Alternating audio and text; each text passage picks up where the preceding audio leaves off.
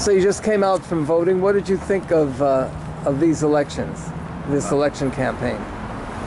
This is one of the most interesting primary seasons I've seen in my lifetime. Why?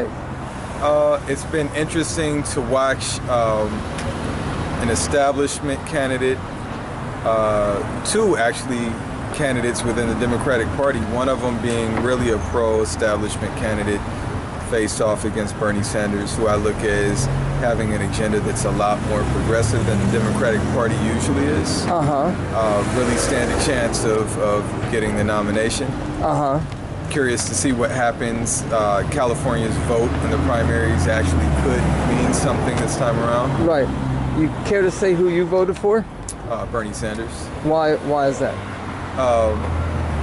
Well, I mean, honestly, Clinton is so much of a corporate politician. I mean, it just stinks too bad to vote for her. I voted for other Democrats before, but she's too far to the right and too corporate. What did you think of the support that Donald Trump has gathered? You know, it's interesting. I think it exposes the way that a lot of our country feels. You know, that clearly what he's saying is resonating with a lot of people. And it's eye-opening how many people actually are not only not appalled by what he's saying, but actually enthusiastic about what he's saying. One last question. This is the first presidential election, even primaries, in my lifetime, where the issue of socialism arose. Right.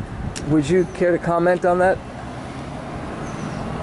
I don't know that Bernie Sanders, if that's what you're referring to, is really referring to. Right. Yeah. When he calls himself a socialist, I don't think what he's painting as socialism is true socialism. I think what he's painting is really more of a liberal capitalism. Because he's not talking about the people controlling factories and controlling the means of production.